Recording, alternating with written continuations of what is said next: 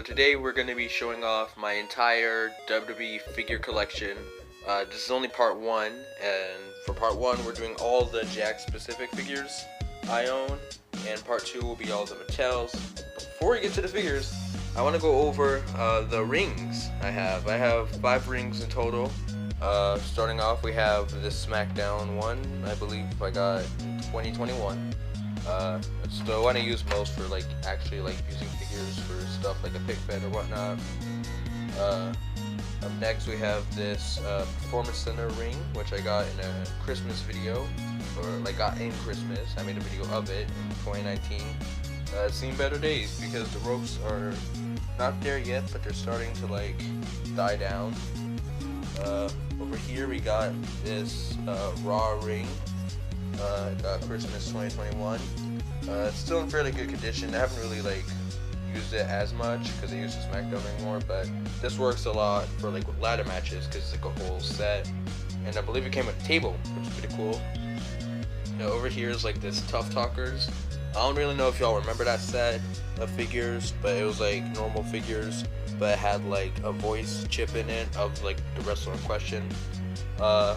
This is the ring I used a lot from 2017 up until 2020 when it started getting a crack in it. You can't really see because the lighting is really bad, but it got a crack in the middle of the ring and I didn't want to break it, so I switched to this ring.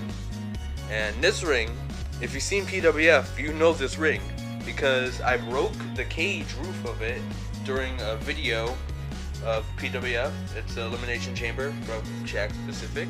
My only Jakks ring. I do hope to get more in the future, so I get to display a lot of figures.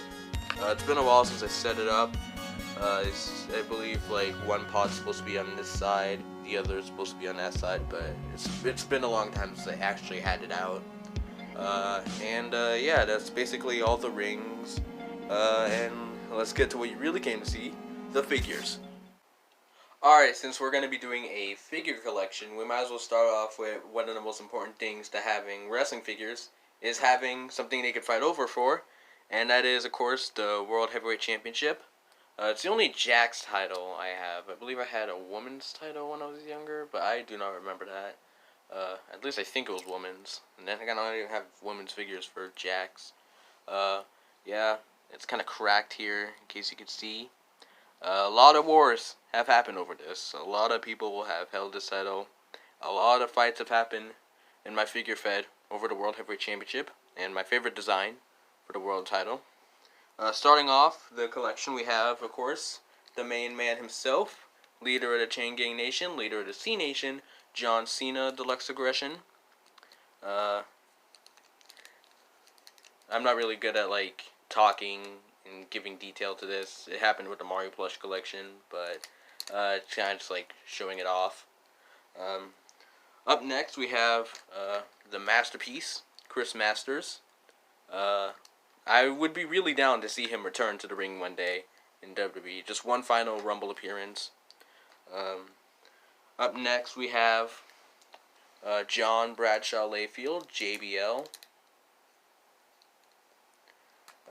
We have some Broken figures here as well. So who better to represent Broken than Matt Hardy?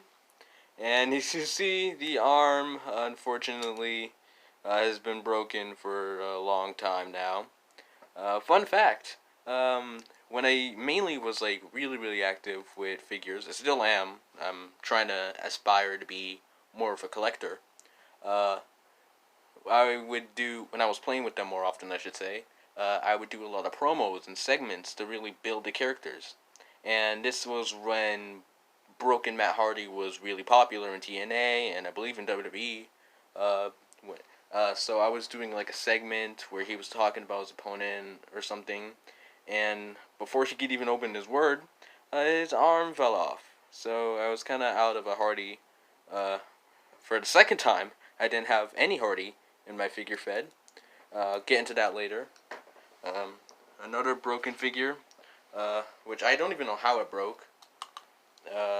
Bam Bam Bigelow. Here's his arm. I would try to put it back, but there's no peg for the arm, so unfortunately he's stuck like this. But Bam Bam was pretty fun. Uh, Up next, we have Mr. 420 himself, Rob Van Dam. I believe I saw DGDX do a fix-up of this where he added like more designs to the bag. Who knows? One day I'll do it. I'll do something similar like that. Just fix up all like a bunch of figures. Up next, our first tag team in this, the Dudley Boys, Bubba Ray, Devon. I picked up a lot of these Jakks figures at the flea market near me. Unfortunately, COVID killed it, which killed my collecting hobby. Another tag team, unlike the Dudley Boys, I know nothing about, the Gemini. The most I know about these guys is these figures right here, and the fact that they won a match against Paul London and Brian Kendrick, who unfortunately I don't have the legendary Paul London figure of. So, up next we got CM Punk. His arm is messed up. It's the same as this arm, right here. I really don't know what happened. A more older figure, Titantron Live, Scotty Too Hottie. I believe I got an MVP with this, but it broke. Up next, we got Jeff Hardy, Deluxe Aggression. I've seen his head a lot, but I haven't seen it with this specific shirt before. We got another Jeff Hardy, and this is the one that's broken. If you can see, the arm is still on it, unlike Matt. But if I move it around even a little bit, it's going to fall off. This broke when I was doing a match for the World Heavyweight Championship against Edge. And when Hardy went for a Whisper in the Wind, it broke off. So that's unfortunate. And I was out of Hardy. At least I had Matt by that point, so I could usher in Matt being the one carrying the Hardy lineage. And eventually I did get another Jeff Hardy in the Mattel form. I'll put it up on screen. And that broke as well for a school project I did. So once again, I was out of Jeff Hardy until I picked up a different one a few months after that in 2018 when I got a Mattel figure. We got Ric Flair, Old Man Ric Flair.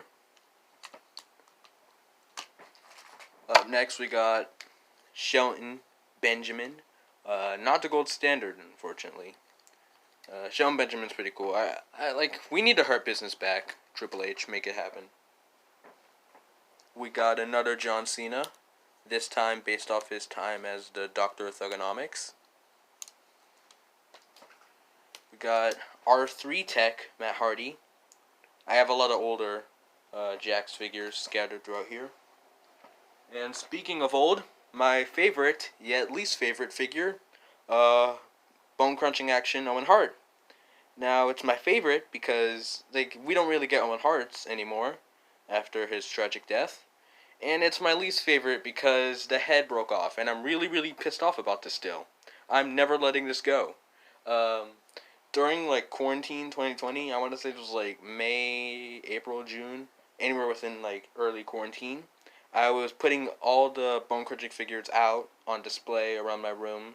And when I went to pull this out, I don't think I pulled it out or I saw it. The head broke off, and I'm still mad about that. Need to fix it one of these days. Some more Bone Crunching figures. We got Farouk, Leader of the Nation of Domination. Rocky Maivia. You can tell by the attire. Undertaker. Ahmed Johnson. The Heartbreak Kid, Shawn Michaels. Mark Marrow. And Sexual Chocolate, Mark Henry. Although he wasn't Sexual Chocolate by this point, he was still in the Nation, because you could see by the hat. Back to the Ruthless / Deluxe Aggression figures. We got Chavo Guerrero. I believe this is Titantron Live as well, but Triple H. I use this one a lot. We got AJ Styles. His arm is stuck, so that's kind of unfortunate. It's still in pretty decent condition. I don't think the paint has chipped off as much. It's just the arm is stuck. So one of these days I'm going to try to see if I can fix it. If I do fix it, I'll let you guys know in the community post. We got Edge. The lighting's kind of bad because where I'm standing, just blocking the thing. Kenny Dykstra. Post his time in Spirit Squad. Christian Cage. In different attire. I believe this is like a backstage attire. We got Booker T. I dropped it. 5 likes on this video. I'll do the Spinaroonie for a video. We got Taz. Pretty cool figure. Just not really that much articulation in it. We got controversial Chris Benoit. I don't really have any sentimental value for Benoit, so by the time I started watching, he was long dead. So I don't really have that much upsetness for what he did. That sounds rude, but I didn't grow up with Benoit, is what I'm trying to say. Santino, someone I did grow up with, in Jakks form.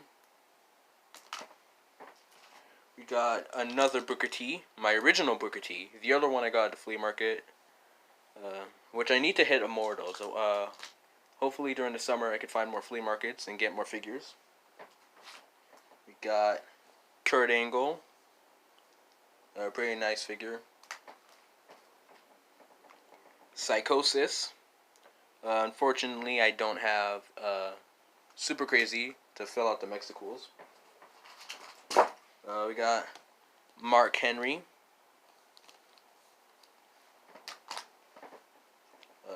Tommy Dreamer, who I really think should have another run in WWE. I missed out on his 2015 run. Another Edge.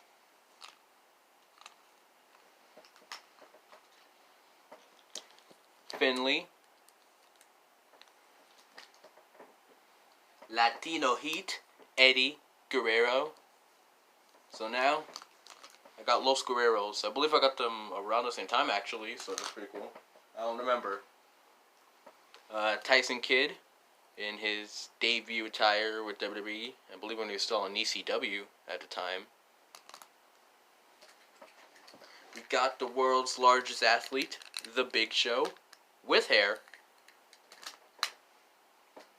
We got another Triple H without knee pads. I put it on a Stone Cold figure when I was younger. We got the Animal Batista during his days with Evolution, I believe. The One Billy Gunn. You can tell he was the one Billy Gunn instead of badass Billy Gunn because of the hairstyle. We got Tajiri.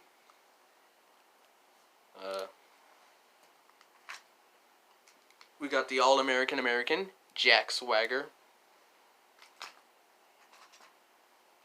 We got Y2J Chris Jericho. The Big Red Machine, Kane. Randy Orton.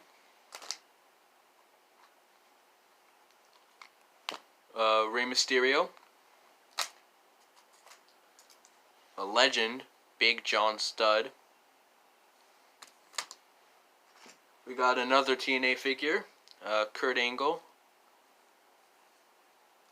I did check on the boot. I'm not sure if you could see, but it does say Jakks, so I'm counting it. The Prince of Punk, Shannon Moore.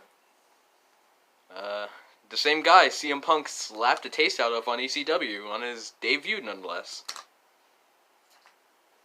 We got Austin 316, Stone Cold, with the knee pads I mentioned on Triple H.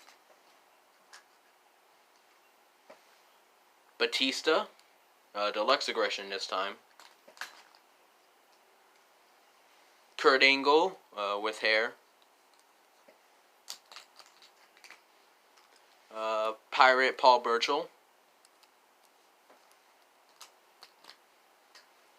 And finally, now known as the Almighty Bobby Lashley,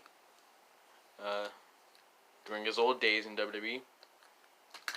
But wait, there's more. We got a bonus to this. This Hasbro Bushwhacker Butch, I believe. Yeah, it's Butch. I checked earlier. Bushwhacker Butch figure. I believe the oldest. No, it is the oldest because this is like 1991, and the only set after this I have is BCA figures, which came out mid-90s. So yeah, this is like the oldest figure. I'm not sure about like rarity though, but this is I can confirm that this is the oldest figure I have, and it's still in really good condition. Like the paint isn't really damaged that much. And now that should be it. Alright guys, so after all that, this is my entire Jakks figure collection. I haven't done Mattel's yet. That's going to be part 2 of the Mattel, which is going to be part 2. Kind of give a little overview. Once I'm done with the Mattel thing, I'm going to lay them all out and show how many figures I truly have, because I've been wanting to know for a while. I have a lot I've collected over the years, and hopefully I start getting out more and start finding more places I could get a bunch of figures, because there are a lot of figures I'm still searching for. Right now, the one figure I truly want, that legendary Paul London.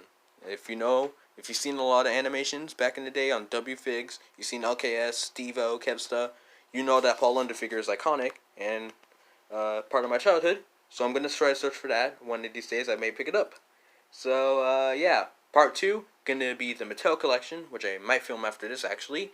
And yeah, if you like it, like, subscribe. See you guys in the next video.